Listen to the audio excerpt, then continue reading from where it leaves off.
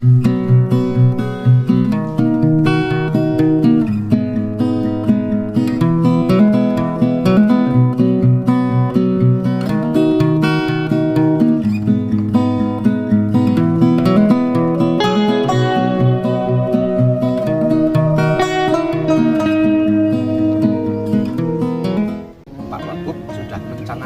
sebuah tagline atau judul program yaitu 5 Dieng Baru. Salah satunya adalah kawasan Candi Hasan dan sekitarnya. Hari ini memang fokus kita adalah RPJMD kita itu yang pertama pertanian, pariwisata dan BUMDes. Untuk pariwisata kita sudah membuat perencanaan dengan mengangkat 5 Dieng Baru. Mana Dieng Baru itu? Yang pertama Telaga Menjer. Telaga Menjer itu suatu tempat yang sangat indah. Eropanya Wonosobo lah. Setelah Menjer adalah Kalianget. Kalianget ini juga termasuk menjadi kawasan Dieng Baru, 5 Dieng Baru yang kita kembangkan. Yang ketiga adalah Candi Hasan dan sekitarnya, Bedadah dan sebagainya. Ini sejarahnya cukup panjang Bedadah, bahkan sejak zaman Belanda. Setelah Candi Hasan, Bedadah dan sekitarnya, yang keempat adalah Gunung Lanang di Magelang. Itu juga cukup indah. Kemudian yang kelima Wadah Selintang. Wadah Selintang juga masih sangat tradisional, belum dikelola secara profesional. Kalau saya membayangkan di sana itu ada kudanya, ada yang naik kuda di pinggiran telaga. Kemudian wisata buah-buahan.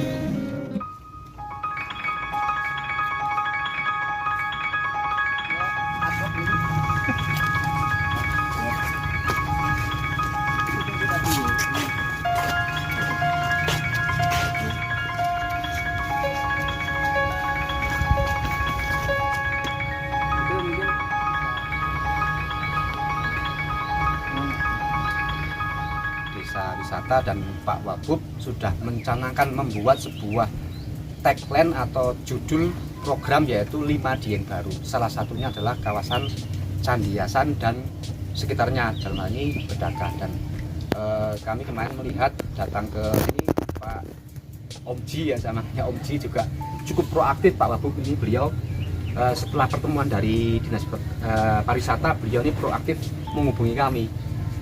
Sehingga ini kayu bersambut, kita adakan survei melihat potensi yang ada, dan semoga nanti anggaran yang Pak Wagub nanti sogrok itu bisa sampai turun di desa Bedadah ini. Nah, kemudian hari ini juga saya membawa tim dari arsitek. Ini ada Mas Suhar, nanti menunggu petunjuk dari Pak Wakil Bupati Albar. Kita harus bagaimana ini Pak, karena anggarannya insya Allah sudah bisa ditetapkan. Tinggal nanti ini kawan-kawan anak muda ini supaya tidak salah melangkah, karena ini kapasitas dengan anggaran pusat yang harus dipertanggungjawabkan. Jangan sampai nanti ada temuan-temuan yang tidak kita inginkan. Mungkin itu saja yang bisa saya sampaikan hari ini. Bismillahirrahmanirrahim. Yang saya hormati Bapak sekalian, pelaku wisata yang belum merasa menjadi pelaku, karena 3 tahun sampai hari ini ya masih seperti itu. Alhamdulillah sudah ada kesemangatan lah di situ, sehingga potensi yang ada itu bisa kita kembangkan. Tadi sampai Mas Rizal, siapa namanya? Cianto. Oh, kalau kita lihat Wonosobo itu ya, kalau dari sisi objek itu sudah nggak usah. Allah menganugerahkan panorama alam yang sangat indah di Wonosobo ini.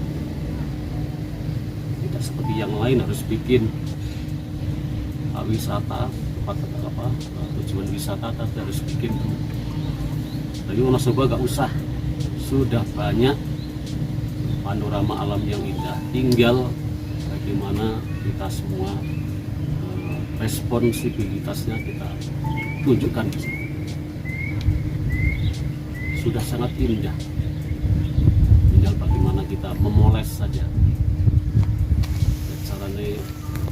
lewat ya bagaimana dengan membadai sedikit, melistik sedikit, itu sudah sesuatu yang luar biasa. Wonosobo, anugerah alam yang luar biasa ini kalau tidak dikelola dengan baik ya tidak akan memberikan nilai manfaat yang besar. Tapi ketika kita kelola dengan baik, sungguh-sungguh, dengan hati, dengan rasa, bukan dengan emosi, insya Allah semua akan mudah kita lakukan. Apalagi hari ini memang fokus kita adalah RPJMD kita itu yang pertama pertanian, pariwisata, dan BUMDes. Untuk mengangkat perekonomian Wonosobo yang dalam kondisi situasi seperti ini, pertanian, pariwisata, dan BUMDes ini harus kita dorong betul untuk menjadi penyangga perekonomian masyarakat. Dengan itu menjadi tujuan utama kita, maka ya potensi-potensi yang ada ini harus kita kembangkan. RPJMD kita sudah menjadi itu, maka kita breakdown untuk pariwisata. Kita sudah membuat perencanaan dengan mengangkat 5 dieng baru. Kenapa 5 dieng baru? Bagaimana dengan dieng yang seperti itu?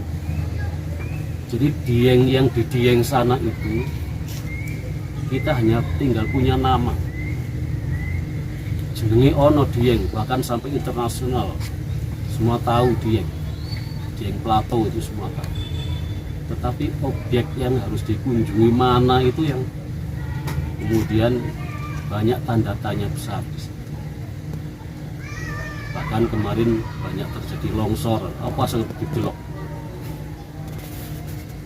Ini yang kemudian keprihatinan kita muncul di situ. Maka di samping nanti dieng itu kita kelola lagi dengan baik, walaupun secara geografis Wonosobo dengan Banjar itu lebih banyak Banjar objek wisatanya di dieng. Kita itu yang paling menjadi primadona itu hanya Telaga Warna. Nek tok Bimo Lukar arep sing didelok apa? Mung banyu mili ngono tok arep didelok apa? Kalau kemudian tidak ada pengembangan dari sisi bagaimana potensi yang ada itu harus kita angkat melalui literasi. Nasional literasi ini baru nanti orang akan tertarik bagaimana air Tok Bimo Lukar itu dulunya seperti apa, ditulis, kemudian orang bisa baca, oh ternyata ada nilai sejarahnya, ada nilai dan sebagainya. Nah, di samping dieng yang sudah kita kenal itu, maka pemerintah monggo mana dieng baru itu. Yang pertama Telaga Menjer. Telaga Menjer itu suatu tempat yang sangat indah, Eropanya Wonosobo lah. Tapi kondisinya juga masih seperti itu, masih seperti Bedaka, belum ditata sedemikian rupa, belum dikelola sedemikian rupa, dan kebijakan-kebijakan yang dilakukan di sana masih personality atau individualistis, belum kompak. Akhirnya ya nggak bisa tertata dengan baik karena masing-masing punya ego, baik secara kelembagaan maupun secara personal. Jadi belum bisa menyatu. Dan Pak Agus selaku Kepala Dinas Pariwisata sudah melakukan langkah-langkah itu, dan insya Allah ke depan sudah mulai tertata dengan baik, dan tentu akan menjadi satu objek yang menjadi unggulan juga nanti. Setelah Menjer adalah Kalianget. Kalianget ini juga termasuk menjadi kawasan dieng baru, 5 dieng baru yang kita kembangkan. Di sana juga sebetulnya tanahnya cukup luas, tetapi memang karena konsepnya baru spot by spot, sehingga belum menjadi konsep yang matang. Yang ketiga adalah Candiasan dan sekitarnya, Bedakah dan sekitarnya. Ini sejarahnya cukup panjang Bedakah, bahkan sejak zaman Belanda. Legendanya sudah sangat turun-temurun, kita bisa baca. Dan potensi yang luar biasa ini belum disentuh dengan baik, karena ya itu di samping anggarannya juga terbatas, juga mungkin SDM-nya yang harus selalu kita tingkatkan. Setelah Candiasan, Bedakah dan sekitarnya, yang keempat adalah Gunung Lanang di Mergolangu. Itu juga cukup indah, walaupun mungkin dari sisi aksesnya masih jauh dari harapan. Infrastrukturnya apalagi harus didukung oleh kekuatan-kekuatan yang lain, sehingga Gunung Lanang bisa menjadi sesuatu yang menarik dan bisa dikunjungi banyak orang. Kemudian yang kelima, Wadas Lintang. Waduk Wadas Lintang juga masih sangat tradisional, belum dikelola secara profesional. Ya paling nang kono anane wong mancing, karo wong nunggang getrek. Belum ditambah dengan speedboat dan lain sebagainya. Padahal itu perspektifnya luar biasa. Kawasan Wadas Lintang masih banyak hamparan yang harus disentuh, harus dikelola dengan baik, bekerjasama dengan Serayu Opak ya di Yogyakarta. Kalau saya membayangkan di sana itu ada kudanya, ada yang naik kuda di pinggiran telaga. Kemudian wisata buah-buahan. Dan insya Allah Pak Agus sudah punya konsep yang cukup matang untuk dikembangkan di sana. Tapi itu dari sisi anggaran yang harus berupaya betul bisa menurunkan anggaran pusat itu.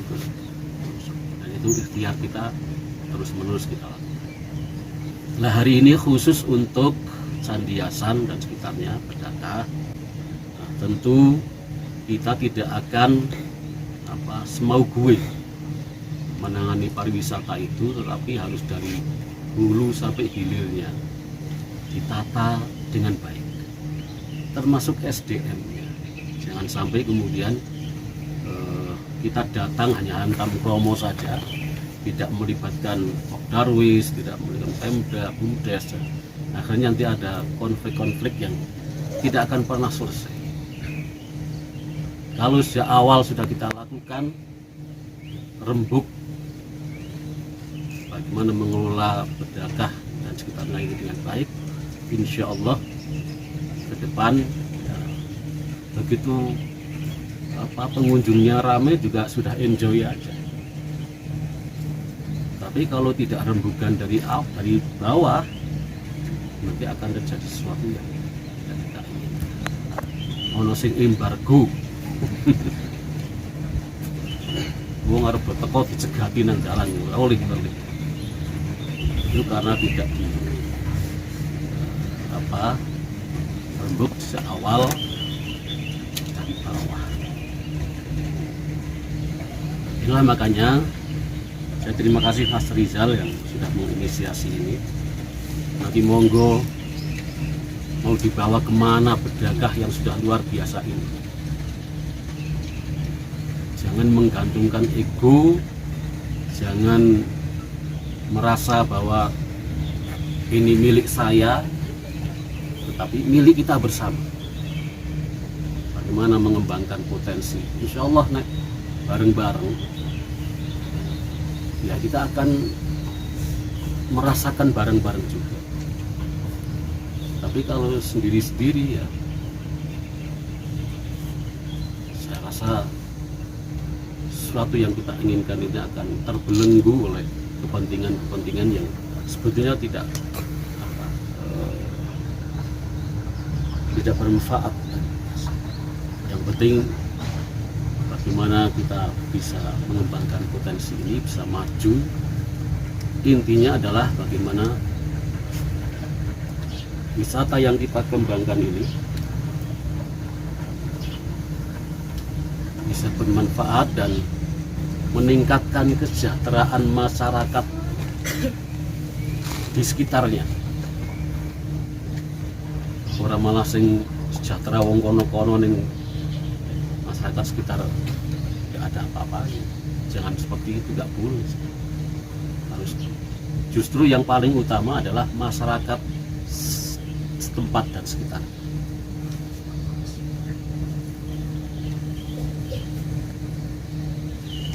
Itu insya Allah akan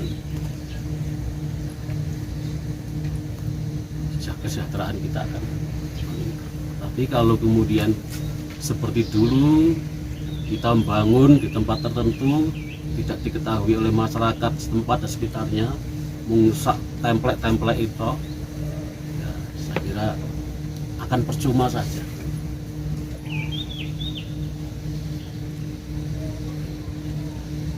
Bisa terus dibangun besok dipecah.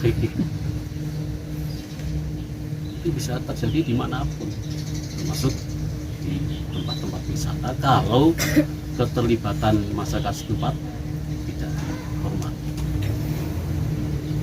Nah, maka ketika sudah ada sinyal-sinyal anggaran, maka harus direspon dengan baik, harus tata dulu, bawahnya ditata dulu. Ayo kita bareng-bareng semangat dan kalau belum disatukan, belum ada kebersamaan, belum ada gotong royong, anggaran itu ya muspro saja, tidak ada akar, tidak ada bekas yang bisa dimanfaatkan oleh masyarakat. Kita sudah bayarkan semuanya bersama-sama mengelola ini dengan baik, menumbuhkan potensi-potensi ekonomi masyarakat, dan insya Allah gilirannya Wonosobo akan bisa berdaya saing kepada daerah lain, pada Jawa Tengah, pada Indonesia, bahkan luar negeri, bisa maju dan sejahtera atas bimbingan dan ridha Allah Subhanahu. Inilah yang saya kira bisa saya sampaikan. Tentu tidak serta-merta bim salah bim jadi.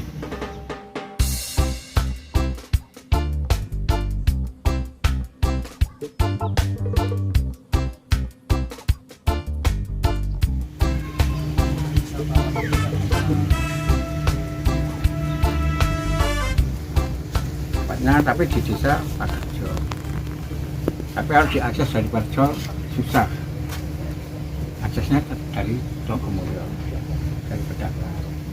Akses ke petilasannya, makam nih Pak. Makam. Ya, ya. Tunggung niki Yudonegoro, Raden Santri kan.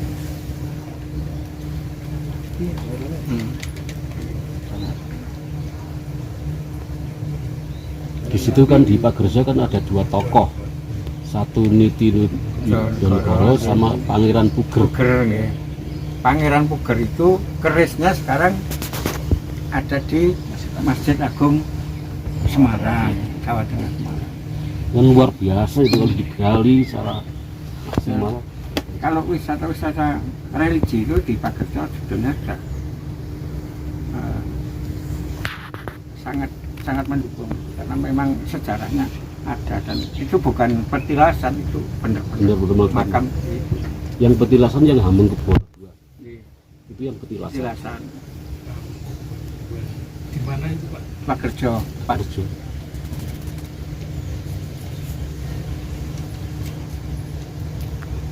Itu ya di Pangeran Niti Yudonegoro ada petilasannya. Puger.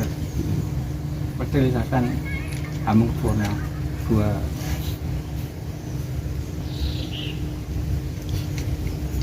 Kalau dibuka di web itu sudah ada. Tinggal nanti cocok-cocokkan. Mungkin yang belum ada malah yang untuk pedagang. Pedagang ini. Yang ini Pedagang malah ini pendirinya Mbak Kiai Mertinggi, cuman sejarah Mbak Kiai Mertinggi itu kita tidak tahu sejarahnya itu Makamnya tidak ada tahu. dulu. Makamnya ada. Beliau dari mana, asal usulnya dan lain-lain kita tidak tahu. Dan orang tua kita juga nggak tahu.